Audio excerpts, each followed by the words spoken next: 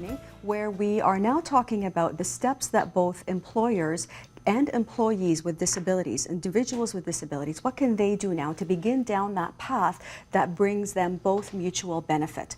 And what I want to talk about specifically now is what is the actual economic impact of this group? How much money are we not adding to the economy by not hiring this group? Well, to give you an idea of the size, according to a report called the Global Economics of Disability, Yes.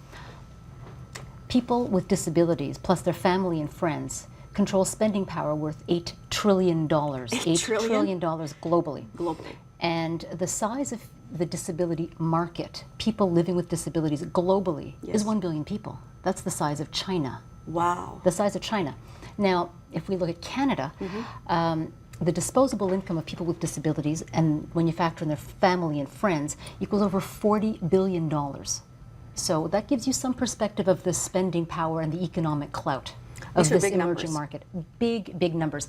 And then when you talk about the business benefits, well, I can give you an example that I witnessed firsthand from one of the corporations that I included in my documentary. Sodexo Canada, Sodexo Global. Sodexo is a company that provides building maintenance services and food services for larger companies. So cafeteria services and cleanup, for example. I visited one of their business units in Brampton, Ontario. Yes. And what's particular about this business unit is that something like 1 in 5 of their employees has a disability. Developmental disability, physical disability, vision impairment, or hearing impairment. That's 1 in 5. That's tremendously higher, yes, it is, than any other workplace. Now, what they found is that this business unit outperforms all the others in terms of safety, reliability, employee retention, employee turnover, and absenteeism. And if you calculate that, transfer that into dollars, just consider this. The cost to onboard a new employee and to train a new employee is on average $3,000 to $5,000. Okay. So if you're turning over employees all the time, that translates into a lot of expense. Yes, it does. So when you hire somebody with a disability, that person tends to stay longer, tends to be more dedicated, and actually brings up the safety record of the place, of the workplace. And this is what this particular business unit, Sodexo, has found. I also interviewed somebody by the name of Mark Wafer. He is a Tim Hortons franchise owner. He owns 7 franchises. Okay. And he proactively recruits people with disabilities for the very reasons that I mentioned: retention, safety, innovation. Interesting. And I think this is a conversation that I don't think many people are having around the business value around hiring individuals with disabilities, because I think we're more apt to look at what they're not able to do. Here's another thing too. Yes. And Shelley and I were having this conversation earlier, that if somebody tends to have had a bad experience with someone with a disability, Yes. then they kind of paint everybody with the same brush. Right. And what was your response, Shelley? Well, I said that, you know, if you've had a bad experience, let's say with a blue-eyed employee, does that mean that you'd never hire another blue-eyed employee? That they're all the same? And it's just a little like that with disability, unfortunately. You know, the people with disabilities are as different as everybody else. Yes, yes. And employers should, you know, get to know that. So that's There's a good message. One thing Okay. that I found is the #1 barrier that Yes. holds employers back from considering someone with a disability is the fear factor. They don't know what to do with the worker with the disability, and Yes. they're afraid that it's going to cost so much to accommodate them. Yes. But in actual fact, the cost of accommodation is often nothing at all, 0. The biggest form of accommodation is a shift in attitude.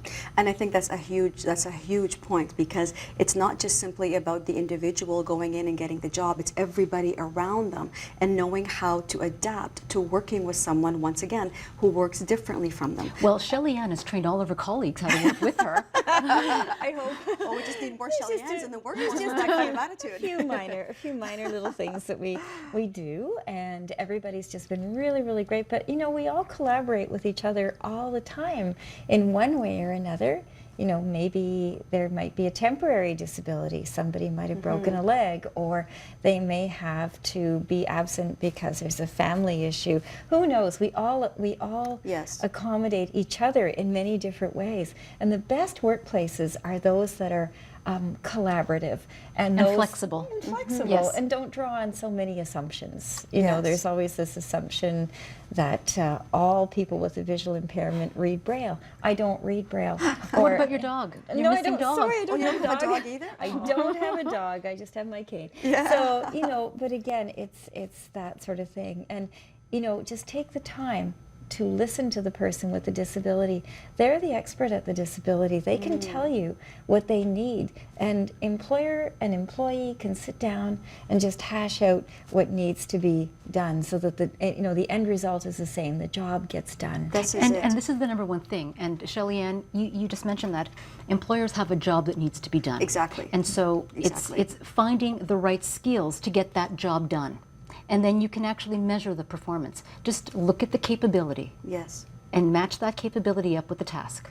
And I think it's because the initial reaction perhaps of an employer is to see what is not possible, then to look at, well, perhaps they can't do this, but they can potentially approach it from a perspective or from a way that our other employees who could probably do the job in a different way can also do. But for example, I know in the case of my mother, her vision was maybe diminished, but I can tell you her hearing was perfect because she could tell me exactly at what time I walked in at 1 o'clock in the morning past my curfew. So even though she may have less capacity in one sense, her other senses, along with other abilities that she had, were heightened. And so I think that's part of the conversation too, and I think it's part of a cultural change that Well, needs to happen within the organization itself Yes, this to look is past that. one thing that I've learned from interviewing people with all sorts of abilities and capabilities Yes. is that if you're facing barriers every single day and it's part of your daily life, you learn how to plan. You learn how to have a plan B. Yes. You learn how to find the safest route for you.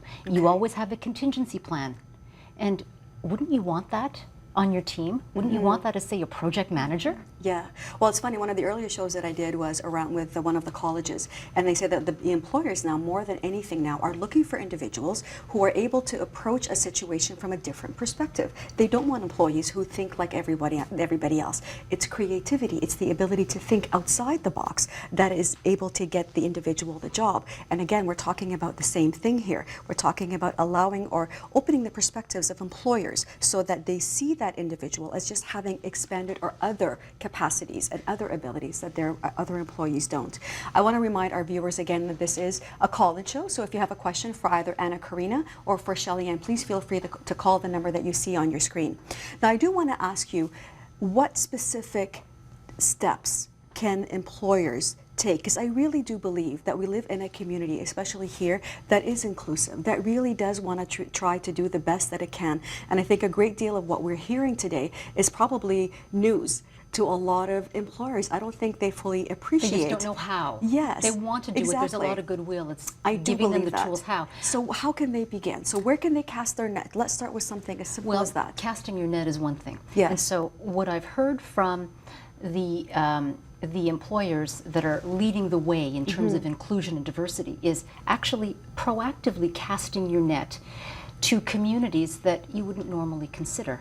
So make sure that your front door, if it's the virtual door or the actual storefront door, is accessible. So make sure that your website is accessible. How do you mean accessible? Well, somebody like Shelley Ann can't always, well, why don't you explain? So explain that to me. Some websites are a little more difficult to read with screen reader or magnification software, and it's always good if you could test that out. I know it's really impossible to test everything out, but Yes. even if you have some documents on there that are accessible by screen readers, Okay. that really helps a lot.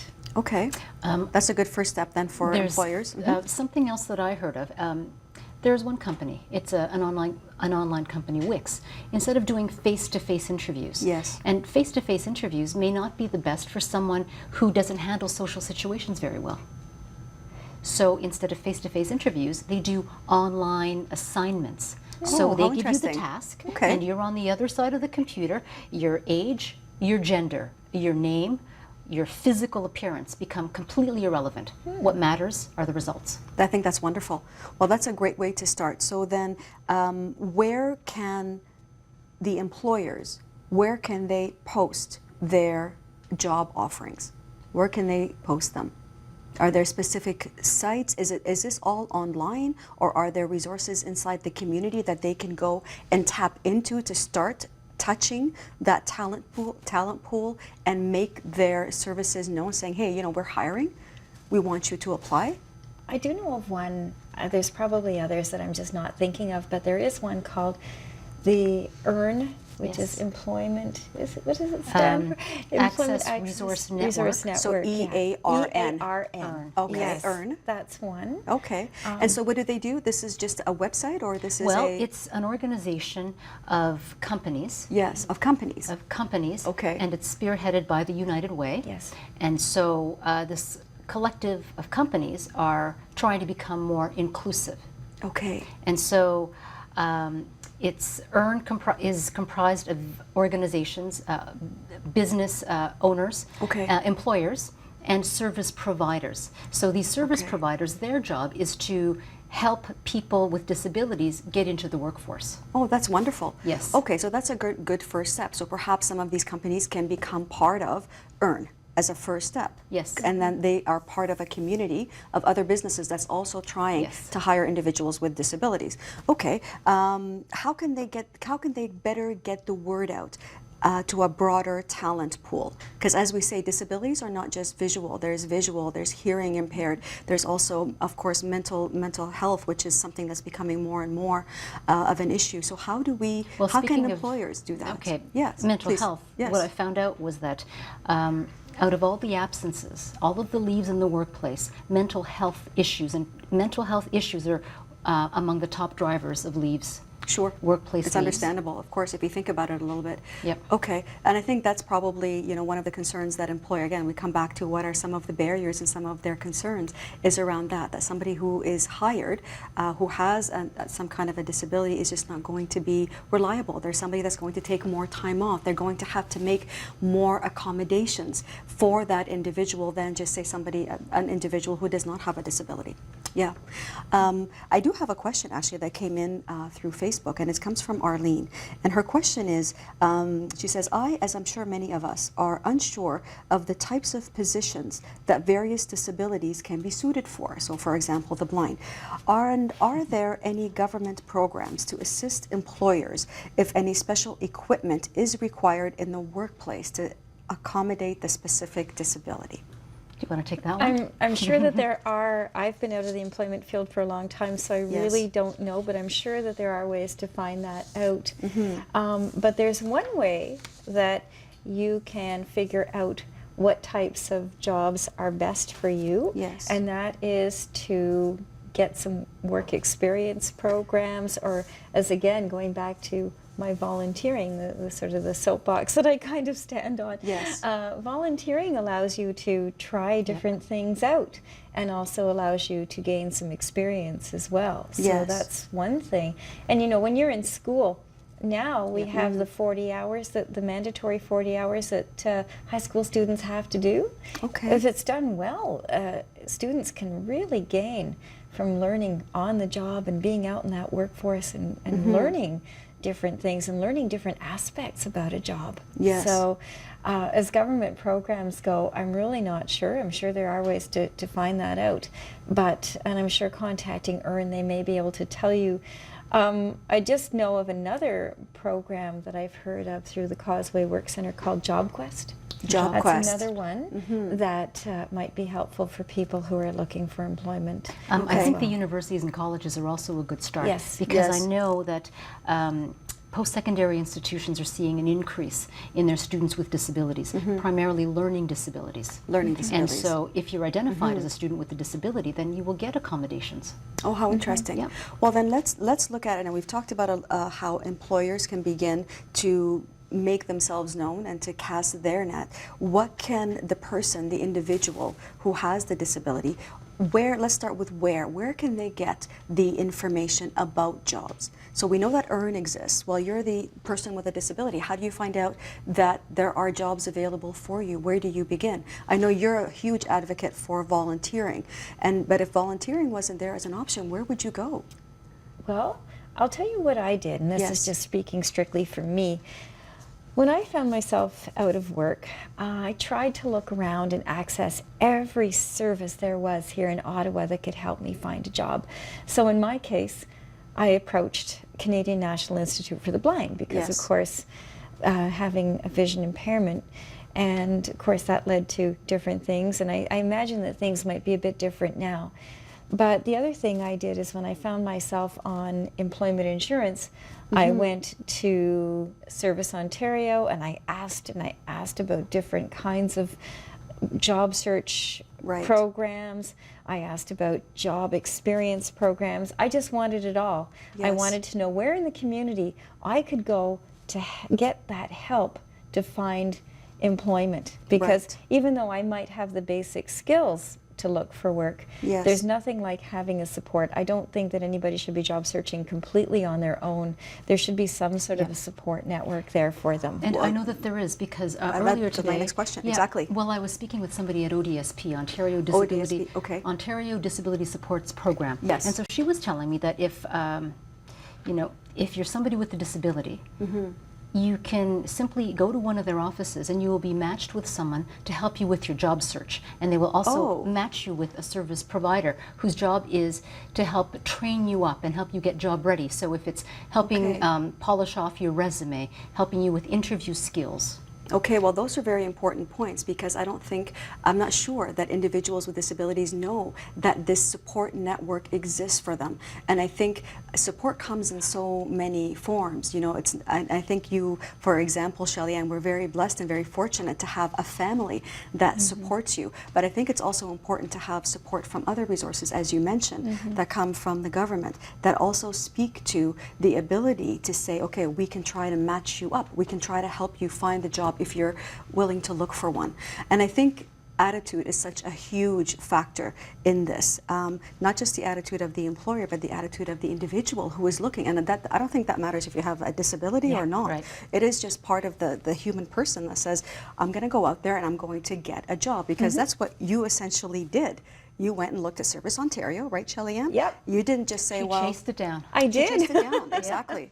Exactly. I'm very tenacious, and it was really funny because I think I participated in just about every job program there was. There used to be, back in the day, there used to be something called SSEP, which was a Social Service Employment Program. Right. That led to something. I also participated in a program called Youth Corps back in 1985. So whatever resource there was out there to get my foot into that door, I took advantage of it. And you have to be a bit tenacious. I think that's a great word. Tenacious is a great word when you're out there looking for something. And I also think, and this is just in the course of making my film and talking to people, talking to even small businesses, I'm getting the sense that there is a greater appetite to be more inclusive.